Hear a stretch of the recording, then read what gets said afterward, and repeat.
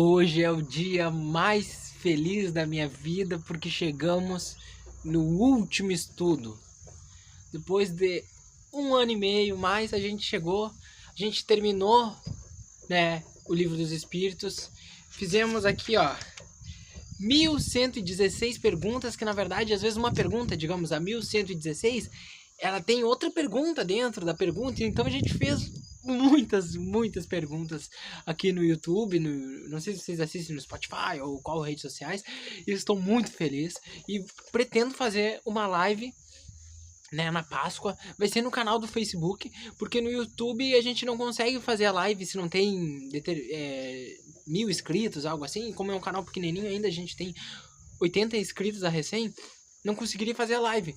Uma live na Páscoa, né, no dia de Páscoa, fazendo uma recapitulação geral, né, como se fosse um especial, né, para nossa página, onde a gente vai conversar, vou contar mais a história da página, de onde que veio a ideia, por que estamos aqui, para onde vamos, né, o que vamos fazer no futuro, vai continuar os vídeos, não vai continuar os vídeos, a gente pode tocar alguma música também. Lembra que a gente fez no decorrer de sempre, a gente fez até estudo musical, apresentamos para vocês músicas espíritas, né, trouxe pessoas para fazer estudo, né, e vamos falar sobre isso e vamos fazer uma recapitulação geral do Livro dos Espíritos, né. O horário ainda a definir, mas eu vou colocar provavelmente de tarde ou de tardezinha, né, e eu estou muito feliz. E agora a gente vai falar só das conclusões, né, o Kardec botou de conclusão o primeiro livro da codificação espírita, então era a fundação do espiritismo. Então aqui ele, na conclusão, ele vai apresentar muitos argumentos para defender o espiritismo, né. Então, é sobre isso que nós vamos falar, o encerramento do Livro dos Espíritos. Tem vários textos aqui, né, divididos em tópicos, mas eu vou ler algumas partes, né. Aí, o Kardec fala: seguramente, se tivéssemos apresentado, né, esta filosofia como sendo a obra de um cérebro humano, ela teria encontrado menos desdém e seria honrada com o exame daqueles que pretendem dirigir a opinião, né. Porque a doutrina espírita foi muito zombada. Falava, isso aí não existe, isso é loucura, porque é espírito, o espírito não existe, não sei o quê. Todavia, ela vem dos espíritos, né, a sabedoria. Então é um absurdo. Se fosse uma obra humana, as pessoas elas iam ia ter cadeira, ia ter faculdade sobre isso, e etc. Mas como é atribuído aos espíritos, as pessoas zombam. As pessoas dizem, não, isso aí é coisa de louco, as pessoas não vão a fundo. Então é isso que o Kardec está falando. Kardec segue, comunicações extra-humanas, né? Todos os autores sagrados, desde Moisés, falaram dessas espécies de comunicação, né? O Chico Xavier fala no Pinga Fogo, né? O Emmanuel está falando, será que os 10 mandamentos que Moisés apresentou não foi a primeira psicografia? Né? Porque o que é psicografia? Os espíritos, eles estão passando uma mensagem, né, do plano espiritual para o nosso planeta, né? E aí muitas pessoas falam, não, isso é coisa do espiritismo, é loucura, mas aí tá falando que dentro de outras religiões já havia psicografias, né? Espíritos santos traziam mensagens, mas não era denominado como espiritismo, nem como psicografia, tinha um outro nome e eram aceitos. Então por que as comunicações entre os espíritos não podem ser aceitas, né? E o espiritismo, ele tem essa função. Ele vem relembrar de novo os ensinamentos que Jesus passou, explicando novamente, em termos mais claros ainda, o que Jesus quis falar. Com a invenção do microscópio, nós descobrimos um mundo infinitamente pequeno, porque antigamente não existia microscópio, então era como se não existisse. Você olha para uma parede e você só vê uma parede. Né? E com o microscópio, a gente descobriu um mundo que nem suspeitávamos. Com o telescópio, nós descobrimos milhares de mundos em que não suspeitávamos. Mas as comunicações espíritas nos revelam um mundo invisível, né? Então, o momento vai chegar que vai ser provado as comunicações. E os espíritos, eles nos mostram um mundo ainda que a gente não conhece.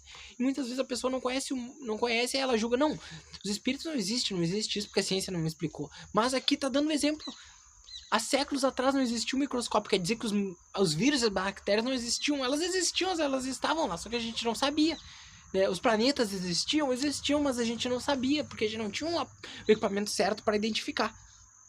Né? Mas agora a gente vai começar a ter, e as comunicações são isso. É a prova do plano invisível que a gente ainda não vê, mas que existe. Assim como eu falei, né? Como as doenças existiam, a gente não tinha um microscópio, A gente só não conhecia elas, mas elas já existiam, independente da gente querer ou não. Não é de admirar que no início de uma ciência, quando as observações ainda são incompletas e cada um examina sob o seu ponto de vista, há sistemas que pareçam ser contraditórios. Se entre os adeptos do espiritismo há os que diferem de opinião sobre qualquer dos pontos da teoria, mas podem concordar dos pontos fundamentais. Então é isso que importa.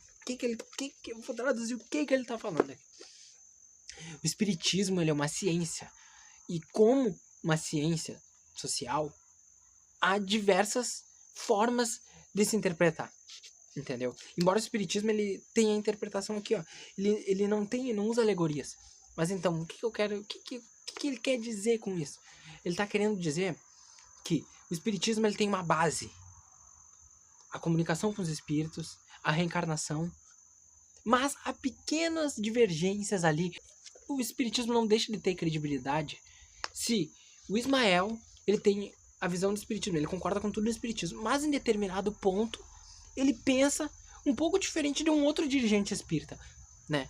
Quer dizer que um deve ir contra o outro, uma casa espírita deve fechar a outra, deve ir, sei lá, vou fazer uma denúncia lá pra Federação Espírita, pra fechar aquela lá, vou brigar com aquele outro centro espírita porque ele tem uma forma um pouco diferente de aplicar a determinada.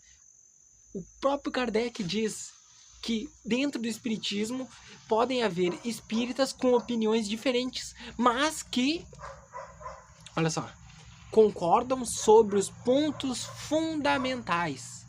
Os pontos fundamentais. Então, é muito importante falar disso, porque às vezes a gente vê brigas entre os centros espíritas, muitos falam, não, eu não acredito que lá no plano espiritual, né, eu já participei de estudos, eu não acredito que lá no plano espiritual a gente coma.